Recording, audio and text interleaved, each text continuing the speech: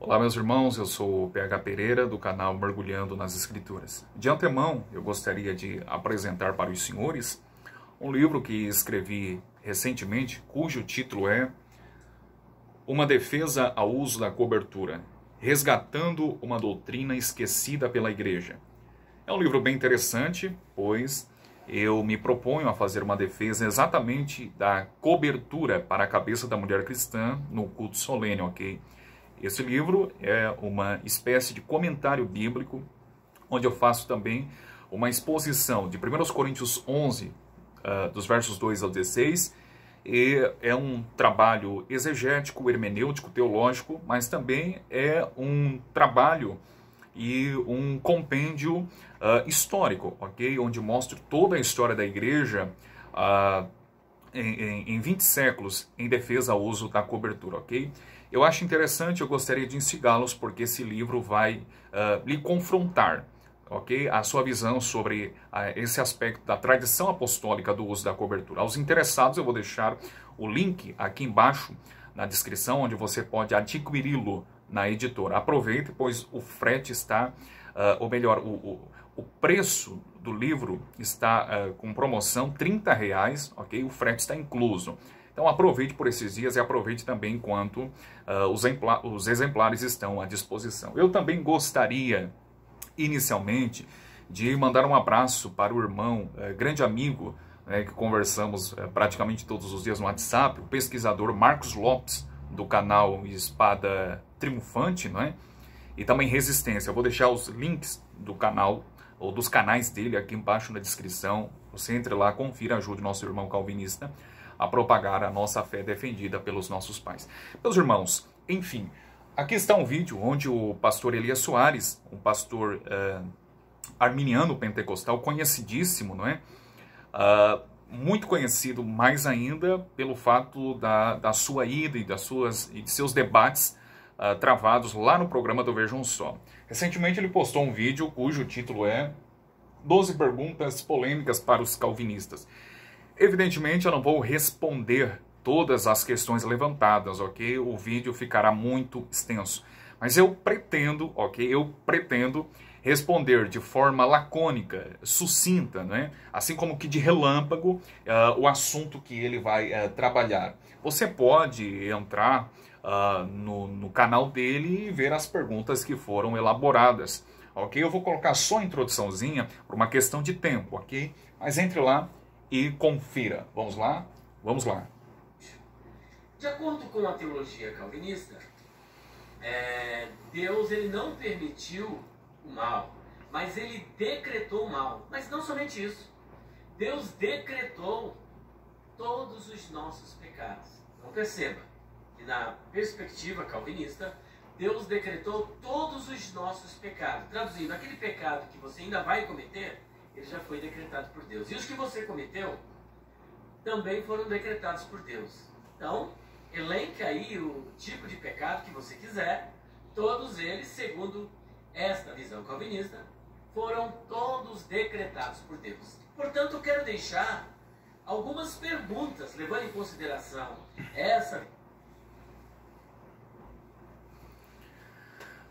Pastor Elias Soares, sobre a questão de Deus decretar o mal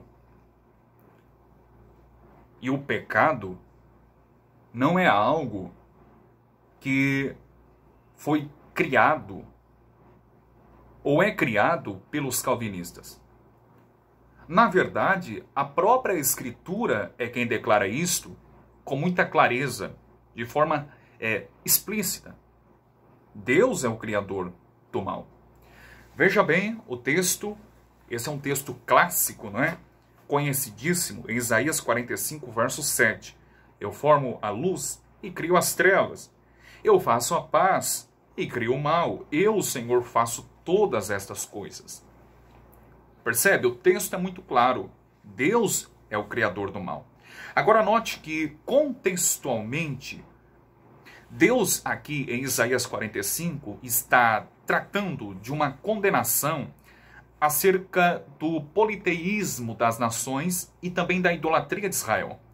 E foi neste contexto que o próprio Deus declarou que era o criador do mal, ao ponto do mesmo Deus, por exemplo, no verso de número 1, levantar Ciro a fim de abater as nações. Portanto, neste contexto, Deus declara: eu crio o mal. Tem tudo a ver com o fato de ele ter levantado Ciro como instrumento para abater as nações. Agora, um fato bem interessante e curioso, e um contexto cultural.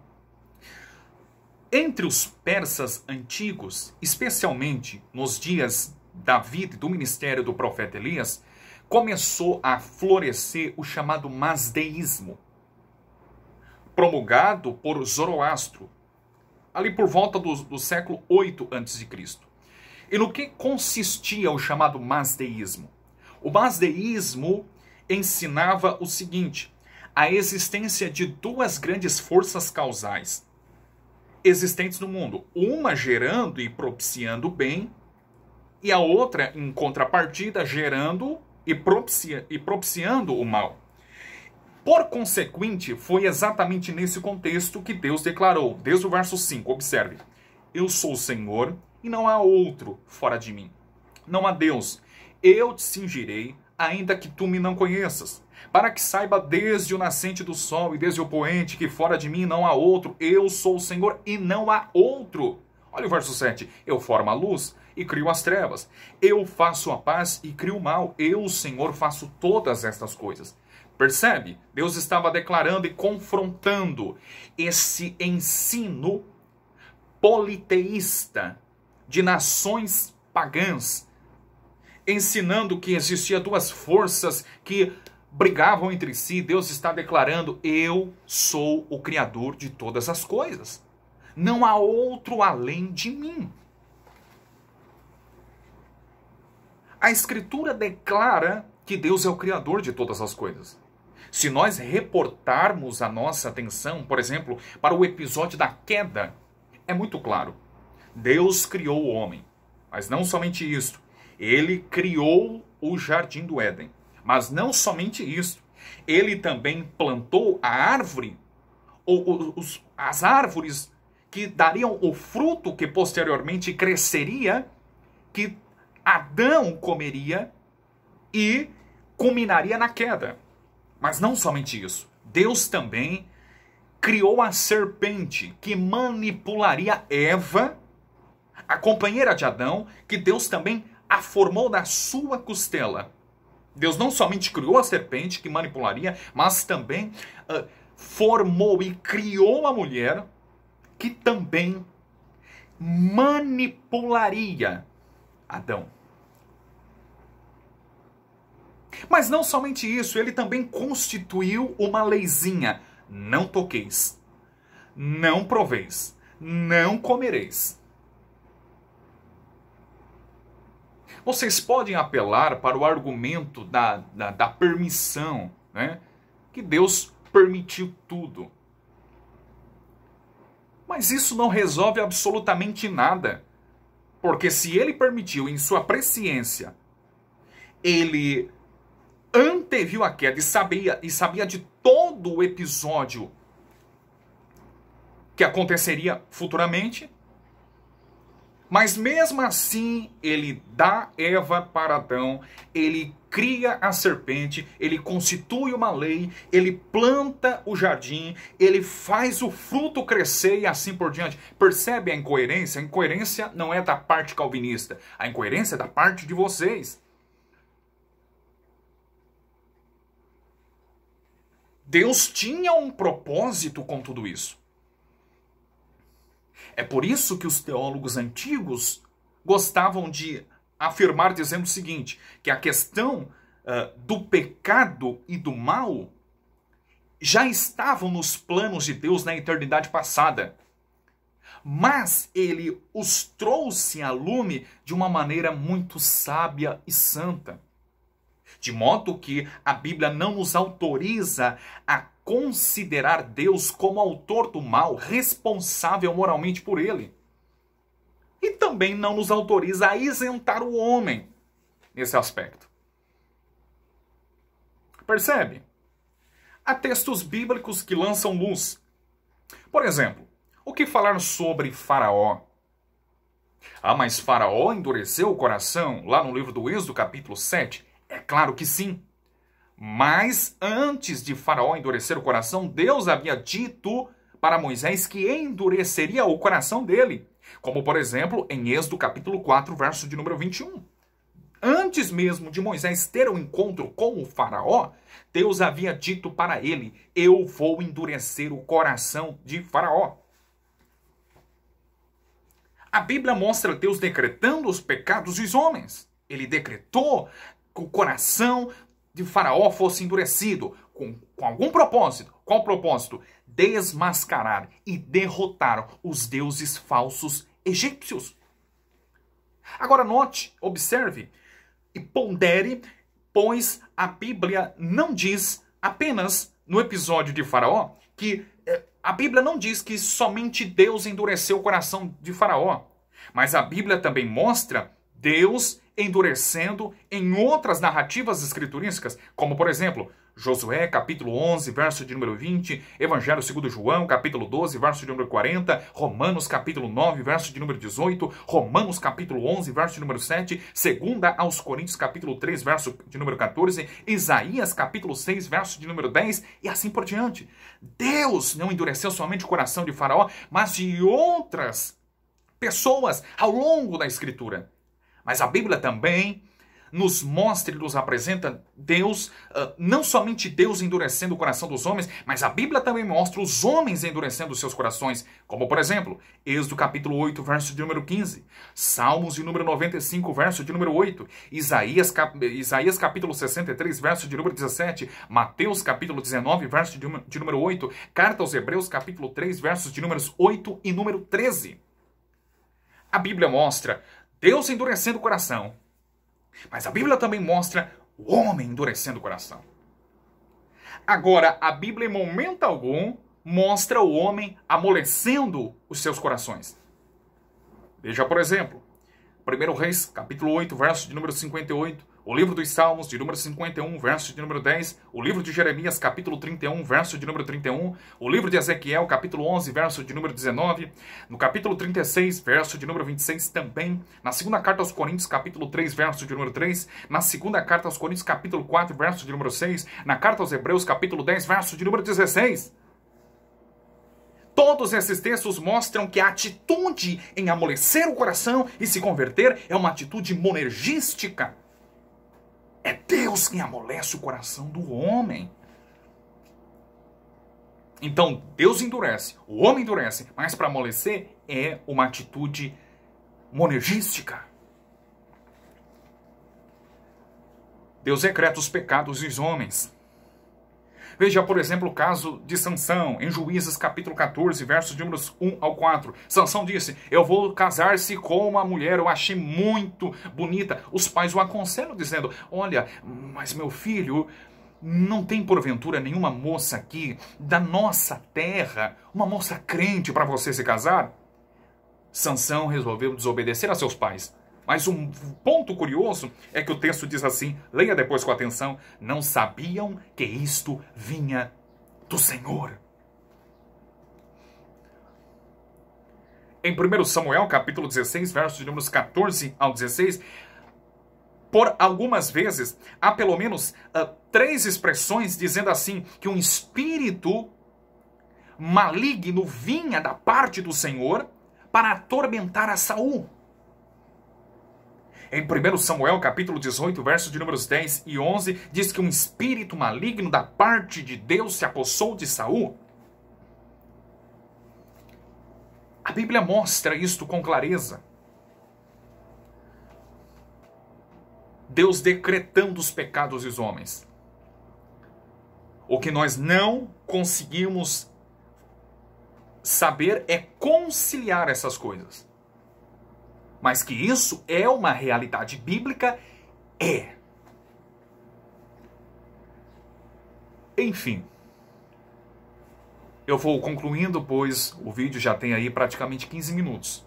Os textos que ele vai citar no decorrer do vídeo a maioria deles, tratando sobre santificação, ele diz assim, se Deus decreta os pecados, como é que em outras porções ele diz para se santificar? A pergunta dele vai girar em torno disso também. Eu não vou comentar todos os textos. Elias Soares, todos os textos, ou praticamente todos eles, onde pelo menos trata sobre santificação que você citou, trata de uma realidade pós-conversão. Segui a paz com todos e a santificação sem a qual ninguém verá o Senhor. Hebreus 12 e 14. 1 João 2 e 1. Filhinhos, não pequeis. Percebe que esses textos que você citou e outros trata de uma realidade pós-conversão. Porque pós-conversão, e agora que recebemos um novo coração, nós temos essa atitude em buscar a santificação. Nós cremos, e esse é um equívoco e uma caricatura que fazem do calvinismo. Nós cremos que somos salvos pela graça, mediante a fé em Cristo. Mas nós não negamos o fato das boas obras e de viver uma vida santa e piedosa. O que nós afirmamos é que o fruto das boas obras e de uma vida santa, piedosa e temente a Deus é resultado de um novo coração, de uma nova criação, de um novo espírito, de um novo estilo de vida. Porque antes da conversão, o homem por si só não busca essa santificação. É um processo pós-conversão. A vida cristã não é uma vida de quietismo ou antinomianismo. A fé que recebemos de Cristo para crer na oferta do Evangelho não é uma fé inativa, inoperante, não. Ela é uma fé que está sendo aperfeiçoada, santificada, e temos uma parcela quanto a isso, e isso também é um paradoxo da teologia, pois em Filipenses 2 e 12, Paulo diz assim, desenvolvam a vossa salvação com temor e tremor. Percebe? Agora sim, depois da conversão, nós temos essa atitude, essa disposição em buscar a santificação, desenvolvendo-a com temor e tremor. Porque temos um novo coração. Mas observe que no verso seguinte, o verso de número 13, o apóstolo Paulo diz assim, mas, o que é o mas? É um contraste. Mas é Deus quem opera em vós tanto querer como realizar segundo a sua boa vontade. Percebe? Deus do começo ao fim atua na vida do homem. Existia um puritano, né, que usou uma expressão bem interessante, dizendo assim, olha, quando alguém perguntar sobre a sua eleição, olha, você se considera um eleito? Não caia na tolice de provar que você é um eleito. Você está trilhando e começando um caminho errado. O puritano prosseguia, comece mostrando as evidências da sua conversão. A partir do momento que você demonstrar as evidências da sua conversão em Cristo, então você estará apto para dizer que é um eleito e a pessoa irá conscientizar-se nisso. Percebe? A vida cristã é uma vida santa e de piedade. Pós-conversão, nós temos sim essa obrigação de sermos fiéis, de sermos santos e piedosos. Mas é fruto de um coração novo, ok? Espero tê-los ajudado. Abraço.